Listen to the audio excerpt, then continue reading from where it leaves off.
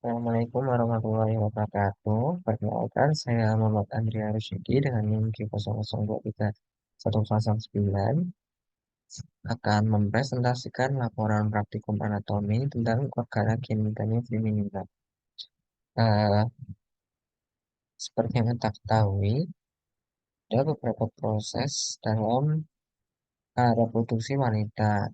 Ada fertilisasi, nidasi, implantasi, hingga nanti gravida atau hamil. Nah, pada kesempatan kali ini, saya akan menjelaskan proses tentang fertilisasi, nidasi, hingga implantasi. Sebelumnya, kita harus memahami apa itu dulu organ genitalia femina sebelum kita pelajari tentang hal-hal tersebut. Di sini ada gambaran besar organ genitalia femina. Ini ada dua pasang ovarium, lalu ada tuba uterina, dan di ujungnya ini ada bukaan. Lalu ada rumbai-rumbai yang namanya fimbriae. Lalu untuk uterina ini akan menuju ke yang namanya uterus. Nah, uterus nanti di ujungnya ada yang namanya cervix. Lalu ini bawah cervix ada vagina hingga nanti keluar. Oke. Lalu kita akan berdetail tentang uterus itu sendiri. Uterus dan berkaitan dengan fertilisasi hingga implantasi. Untuk uterus itu sendiri, itu ada beberapa bagian. Yang bagian atas berarti kubah, namanya fundus uteri. Lalu badan dari uterus itu sendiri, namanya corpus uteri. Lalu uterus ini juga ada beberapa lapis bagian. Yang paling luar itu endometrium, lalu ada myometrium, lalu nanti di sini ada uh, juga ada perimetrium ya, paling luar. Nah, uterus itu sendiri difiksasi oleh beberapa ligamentum, di antaranya ligamentum latum uteri, ligamentum teres uteri, ligamentum uterosacralia, dan ligamentum cardinale. Nah, uterus ini sendiri divaskularisasi oleh arteri uterina dan juga vena uterina.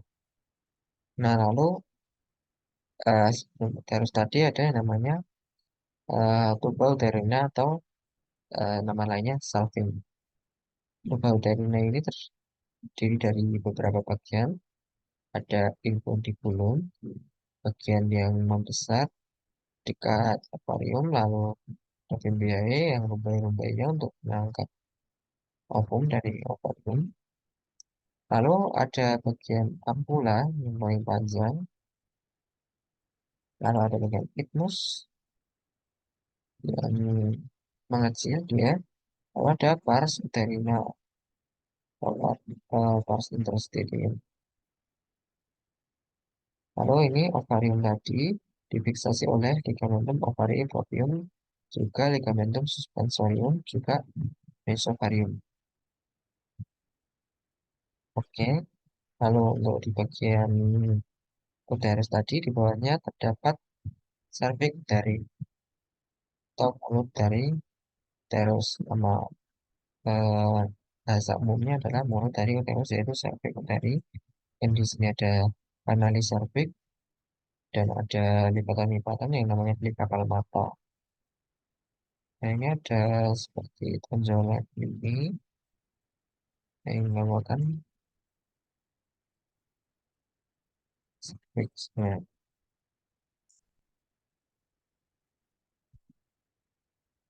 kalau cekungan di sini nanti namanya cornix vagina. Terus setelah cervix yaitu ada vagina. Lanjut kita ke proses fertilisasi. Nah, proses fertilisasi itu terjadi di tuba uterina, di mana ketika Sperma itu berusaha untuk membuahi sel telur. Nah, saat setelah berhubungan badan atau kopulasi, teratus sperma itu mengalami pengaktifan untuk proses fertilisasi yang dinamakan kapasitasi sperma yang terjadi di tractus genitalis feminina. Nah, 5 hingga 10 menit setelah ejakulasi, sperma itu bergerak menuju ampula tuba falopi, dibantu oleh kontraksi uterus dan juga tuba falopi yang dirangsang oleh prostaglandin dan oksitosin. Nah, enzim hyaluronidase dan juga enzim proteolitik yang ada di akrosom sperma ini penting untuk mencerna protein dalam elemen dasar jaringan yang terdapat di ovum. Jadi kan ini kan mengeluarkan akrosomal enzim ya, dia itu akan bisa menembus ini corona delta, sel corona delta dan juga senat pelusida.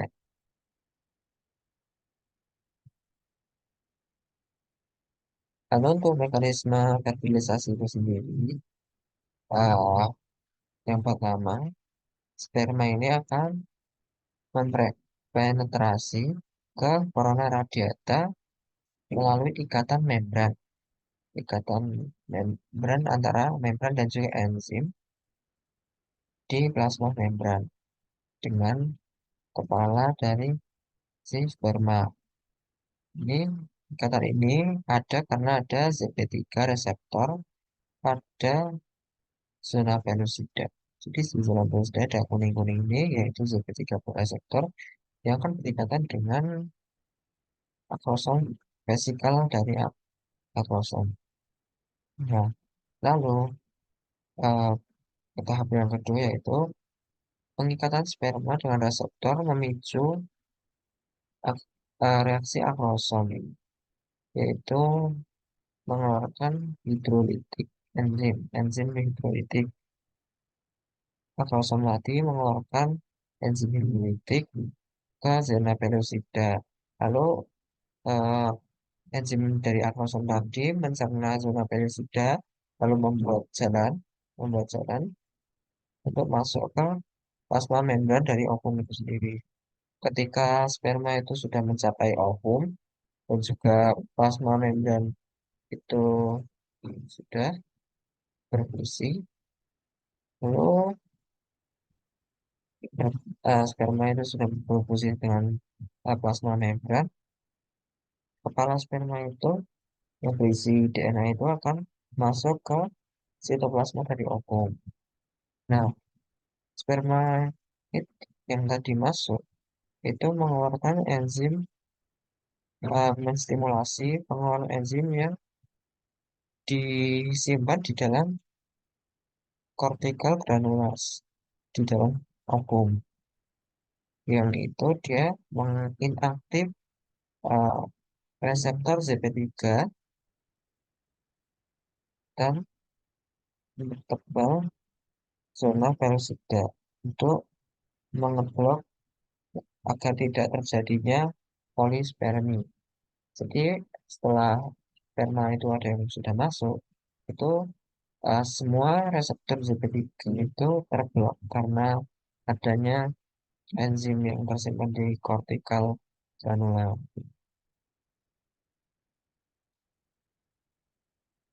Terus setelah sperma masuk, ini ada lalu setelah sperma tadi masuk diperfusi dengan inti dari ovum, itu akan mengalami beberapa perubahan yang dapat kita lihat di slide selanjutnya.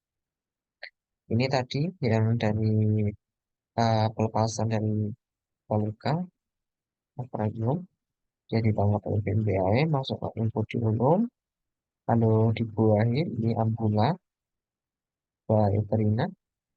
Nah, awalnya itu berbentuk zigot. Lalu pada hari kedua dia membelah menjadi 2 sel, lalu hari ketiga membelah menjadi 4 sel, hari keempat membelah menjadi 16 sel, lalu menjadi blastokis awal pada hari kelima, lalu menjadi blastokis akhir pada hari ke-6 hingga ke-7 hingga nantinya ke hari ke-8 sampai ke-9 itu embrio memulai implantasi atau penempelan di endometrium, dinding dari uterus itu sendiri.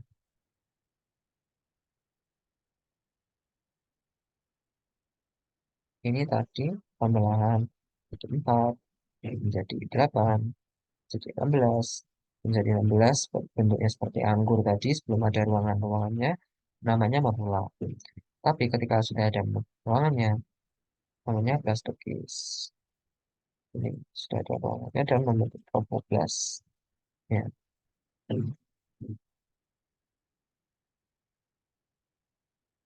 Nah, lalu ini ada proses nidasi atau implantasi.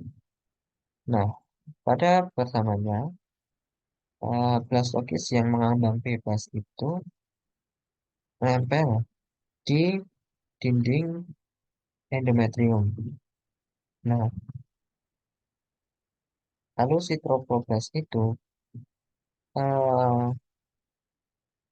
itu dia tuh kayak membuat sebuah cords atau kayak jalinan untuk menembus di dinding endometrium ini mengarah ke kapiler. Ini tropoplastik yang misalnya ini kan membentuk kayak cord gitu kayak kabel-kabel. Lalu pada proses kedua, si tadi cordsnya ini kan sudah menempel. Lalu blastopis tadi masuk ke dalam endometrium. Nah, kemudian sel-sel tropoblas ini berduplikasi dan menginvasi masuk ke dalam endometrium ini tadi. Nah, masuk ke dalam desi 2. Lalu inner cell mass ini membentuk yang namanya amniotic cavity atau kavitas amniotik. Lalu pada proses ketiga, ketika implantasi selesai, nah, blastosis ini sudah sepenuhnya tertanam di dalam endometrium. Endometrium lalu mulailah berkembang namanya embrio itu. Ini nanti akan ada yang namanya uh, lalu ini berkembang, lalu proses keempat yaitu fungsi tropoblas akan terus membesar membentuk seperti jari yang disebut villi, di mana dalam villi tersebut terdapat darah dari fetus atau fetal vein. Dan yang kelima, pembuluh darah yang ada di dalam endometrium akan berfungsi membentuk kolam darah yang disebut maternal fluid dan ini disebut sebagai plasenta. Jadi ini nanti akan membentuk plasenta.